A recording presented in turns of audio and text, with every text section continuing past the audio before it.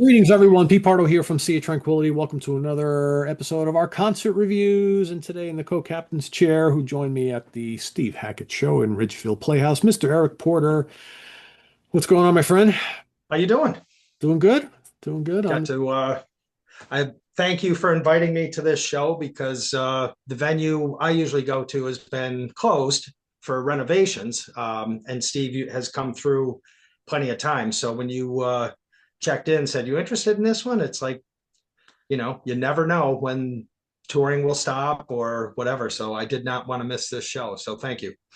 You're very welcome. You're very welcome. It's yeah, he wasn't really hitting any upstate New York stuff, and or I mean he's playing, I guess, his town hall in New York City, but like other than that, nothing else close to me. But Ridgefield Playhouse in Ridgefield, Connecticut is about an hour. It's like 45 Yeah, miles. that was Like quick that. ride from your house. Not bad Quick at all. ride, easy ride down 84, and I've now that's the third show I've been to at the Ridgefield Playhouse, and I really, really like this venue a lot. It's like my speed nowadays at this point in my life, 600 seats, no matter where you sit, great view, great sound. You're not overwhelmed by people. You don't have to worry Absolutely. about blocked views. And I mean, I've never been up in the balcony, but I've always been on the floor area. But and generally speaking, the tickets are very reasonably priced. And it's just as soon as we walked in, Eric was like, we were looking at all the photographs on the walls, and they have this nice like lounge area with the bar and seats, and a very, very comfortable place to kind of hang out at, and in the middle of like a little residential area, Yeah. just right outside the town. And the town is very nice too. It's very Beautiful, small. yeah, beautiful little New England town. And just to emphasize what you said, Pete, very impressed with the sound in that venue. I mean, it It's was not overpowering in terms of loudness. Everything was very clear. And like you said, I think we looked it up on the ride home.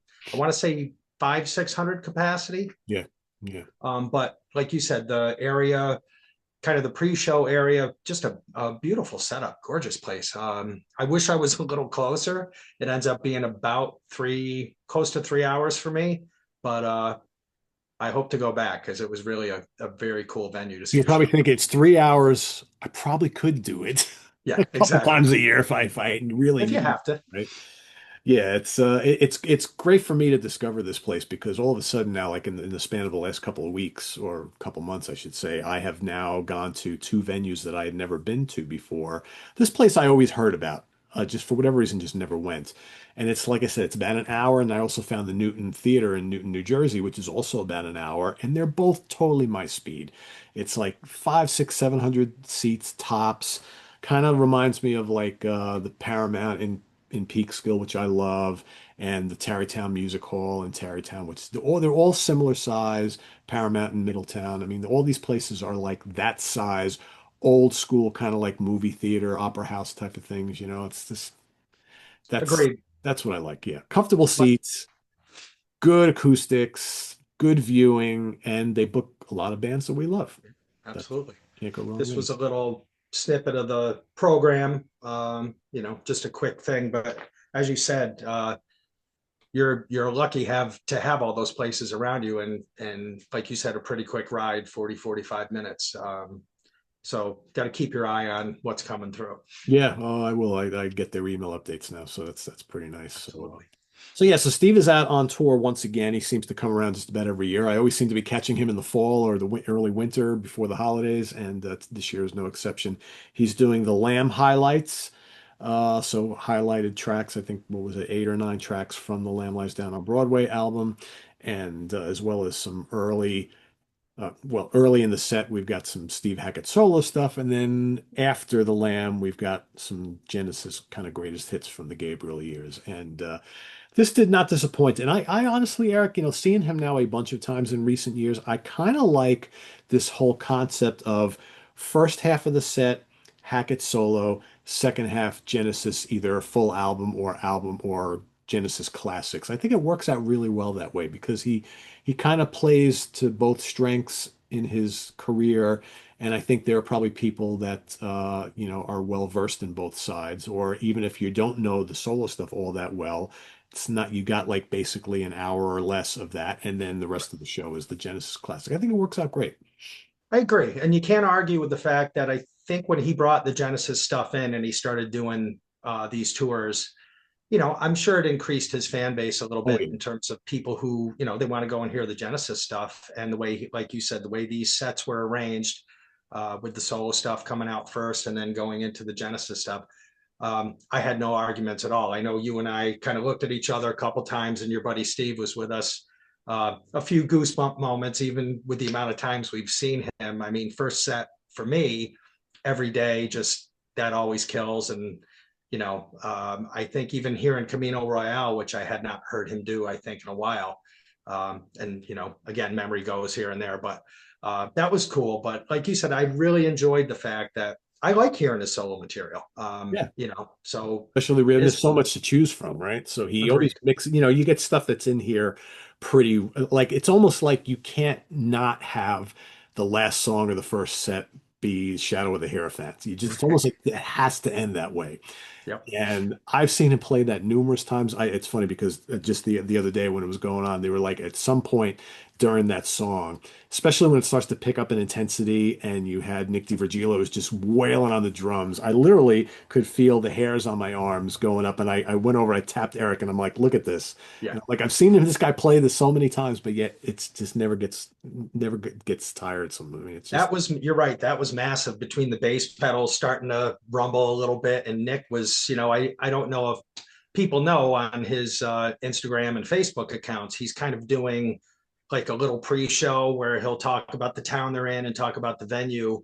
And I did watch the Ridgefield one, but I thought he was fantastic. I was a little surprised you and I had the back and forth that he wasn't more involved vocally because he does have a good voice. But it seemed to be, I think, Rob Townsend, obviously Steve, and then I think Jonas sang a bit as well. But I was surprised I didn't see Nick singing more on this tour. yeah, nothing, no backing vocals, which is kind of surprising. But we probably He should kept talk about himself the band. busy though, right? Yeah, yeah. Oh yeah, he was busy. So the band, this has been a pretty constant lineup for the last couple of tours here anyway.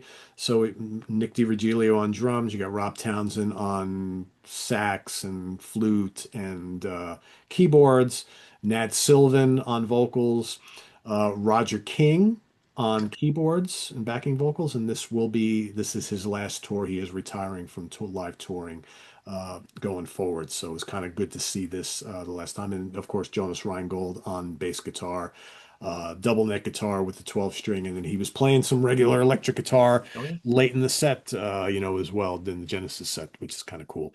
And then, of course, Steve on guitars and vocals. So let's talk about the set list for this first of two nights at the Ridgefield Playhouse. Basically, this a similar set list to the whole tour, with the exception of Steve was talking about how he met up with one of the fans who was a young kid of 10, 11, I think he said, Yeah. he met him before the show and is a big fan of Genesis and Steve's solo stuff. And he goes, I would love if you would play my favorite song, which is The Devil's Cathedral. So in honor of this kid, they played and put that into the set, which I thought was really, really cool. And I've seen him play that before, but it's always good to hear that. But they started off with Behind the Smoke, and then we had Circo Inferno, Devil's Cathedral, and then Every Day, which was like great. Yeah. Love it. I mean, that lead guitar work in that song is just like that's something else, right? Well, we saw kind of the cameras come out, so I did end up for myself filming, and like you said, we've seen them so many times, and a lot of the CDs have Blu-rays of the shows, but I don't know, just never like kind of what you said with Shadow of the Hierophant. I'm sitting there and the goosebumps go up, and I'm like, that solo kills me every time. So Yeah, it's so good. great. Yeah, it was really good. It was just an enjoyable track, and just the guy's just such a great guitar player. Just so Oh good. yeah. After that, we got a tower struck down, and Yep. which is really cool. Led into the bass solo from Jonas, I mean, that guy is ridiculous. He's so He good. was. Yeah, he's terrific. Yeah, Awesome. so good. Camino Royale, and then Shadow of the Hierophant, and that was the end of the first set. So this show started. There was no opening act. Went on at 7:30, and so it's just. And that's another thing I love about this place. They start everything on time. They generally speaking, there's just the main band. There's no openers in most cases, and it's just really good. They have no issues with, for all of us older folks. They have no issues with starting these shows early, so we get home a little bit early, which is kind of cool. Exactly. So moving on to set two after about a 15-minute or so break, I guess it was. Yeah. They went into highlights from the landlines down on Broadway. We got the title track. We got Fly on a Windshield, Broadway Melody of 74, Hairless Heart, Carpet Crawlers, Chamber of 32 Doors, Lily White Lilith, the Lamia, It, and then that was it for that portion of the show. Thoughts on the Lamb stuff? I thought it was great. Carpet Crawlers was gorgeous. That Oh, was another one of your yes. points to the goosebumps. Fly in a windshield always gets me. I love that, and going into like Hairless Heart. But you're right, Crawlers was fantastic, and the Lamia. I always enjoy that one. So Yeah. no complaints on the set list. Pretty No, much, and you know, Nad nails those vocals. He yeah, really does. It's I think if you listen to his solo stuff, I think more of his own personality comes out in his mhm, vocals, whereas, in this setting, he's got to nail the Collins and or the Gabriel vocals, and I think he does an amazing job. Really agreed. good. And Uh, Rob Townsend, we don't talk about him very much. Kind of the secret weapon, right? He'll do keyboards sometimes, uh, the saxes, the flutes. Just he's terrific, and I love when him and Steve solo together. Yeah, Um, I've seen some people who don't like that. oh, really? They're Okay, like well, on the original Genesis stuff, there was no sax in these songs. So because sometimes what he'll do is he will play a sax solo in place of the original Tony Banks keyboard solo. I've seen true. that happen. I personally don't mind it because you do get, and in a lot of instances, what they do is they add in the sax solo with the keyboard solo and the guitar solo. I think it's fine. It's the flavor of this band, and Yeah, he's such a big part of their sound, so it doesn't bother me at all. He's a really good player. That's the important thing. agreed, Yeah. agreed. From there, we move into Supper's Ready, which Awesome. yeah, is just great, absolutely great. I mean, and it's funny. It's such a long track, but man, it's like you blink and it's over. It's just that song just takes you on a journey, and Agreed. it's so good. And everybody in the band just added so much to it. It was absolutely fantastic. And then we get the encore, which I hadn't looked at the set list of prior shows before. I'm trying lately not to do that because I want to be surprised, and it's very hard not to. And usually people that I'm around, like whenever I go to see a show with my brother, he's there all night and he's looking at the set list from the previous night. And I'm just like, I kind of want to be surprised. But every now and then I peek over and I'm like, oh, so what's coming up next? But I did not look. So I was surprised to hear First the Fifth as the first encore. I guess I shouldn't have been because that's like his trademark song, right? Yeah, I mean, you get that iconic guitar solo, but again, maybe with Roger being his last tour, he gets to do the nice Yeah. Banks intro too, Yeah. So maybe he just kind of threw that one in there. And like you said, I mean, if you're a Steve Hackett fan, that's got to be that's whatever top three, right? I Well, can't it see that has to be. solo falling any further down. So And for yeah, probably like the fourth time, I actually recorded his solo in that song again. I don't know why I keep doing it. I always you do. know why, you know Yeah, why. I know why, because it's that damn good, right? And I'm thinking maybe he'll throw a little twist in there somewhere, but it's no for no perfection. It's so Yeah, good. Then we got a little bit of a drum solo, and of course, leading into Los Endos, which was fantastic. I like the fact that they rearranged some things in Los Endos, which I thought yeah, was pretty cool. agreed. The ending was a little different. And at one point, Dad comes out and he was doing some kind of like vocal stuff while the rest of the band is just cranking. And I'm kind of like felt bad for Dad because you couldn't hear a word that he was singing because the intensity it was probably the only time during the entire evening where all of a sudden it really started to get a little loud and intense. Yeah. Probably Hierophant a little bit as well, but I think that was like the loudest point of the show. And he came out and he started doing some vocal stuff, and it's like you couldn't really hear what the hell he was singing. But yeah, it was definitely cool and standing ovation, nice little chat from Steve at the end of the night, which I thought was really good. And yeah, it And was, that's it. That's another one where I think Townsend really he really gets in with Hackett on Los Endos. I really and I like like you said we had that back and forth, but I like it. I like what he adds as much as I love hearing Steve. It's kind of a cool contrast between those two instruments. So yeah, I definitely think so. So yeah, it's good. So agreed. for those of you who have maybe seen Steve on numerous tours where he's done like the Selling England show and the Seconds Out show and Foxtrot and all that. I think you owe it to yourself to check out this one so you can hear all these selections from the Lamb. Obviously, they couldn't play the whole thing, but Eric and I were talking on our walk out. It's like, well, what would we like to see from the Steve Hackett band next, right? And I, for one, would love to see Nursery Crime played in its entirety. Absolutely. Yeah. It's So got to be in his back pocket, right? He's done the others, and you know, it's kind of like you said, that's kind of been the focus the last number of tours where he's done, the Genesis stuff and then his solo stuff. So, yeah, I would take a run through Nursery Crime with no complaints. yeah, I mean, because a handful of the songs he's already been used to playing, right? But there Yeah, are some deep cuts on that album that maybe he has never tackled before, except for, back in the day, or maybe never back in the day, right? So that'd be a little bit of a learning curve there, but I think that would be kind of fun. So, absolutely. so we'll see. So we'll see what the next time around brings from Mr. Hackett and Company. But we will have a new keyboard player next time around. Lolly Larson, I believe, is joining the band. Yeah, So he's got some shoes to fill. So, he does. Well, you know, Roger King is kind of like he's like the little secret weapon in that band that nobody really talks about enough, I think. Just solid well, player. I think me, you, and Steve were talking a lot about, the Mellotron sounds he has. I mean, he really nails everything. He's Yeah, done a everything. superb job for Hackett. Yep, he So, has. He's been a loyal soldier for a long yeah, time. Yeah, Steve tours a lot. he I does. get it. They're all of a certain age. I mean, Steve is 75. Roger, I believe, is a little older, if I'm not Okay. mistaken. Yeah. So but I really like this band a lot. I've seen various people in the Hackett band over the years. He had his brother with him for a while. I've seen them with Roy Stalt on Mhm. bass and second guitar.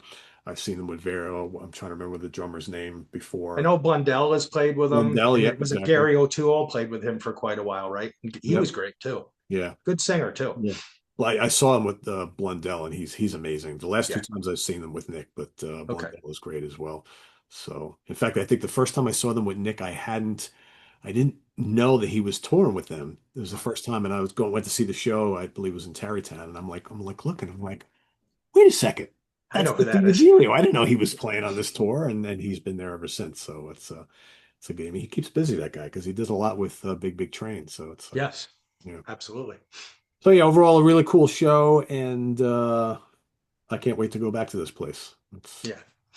I would encourage anyone who's, close enough or feels like they're close enough. But it's like you said, I think we dig those venues anyway now. I'm with you on the arena shows can be a little overwhelming.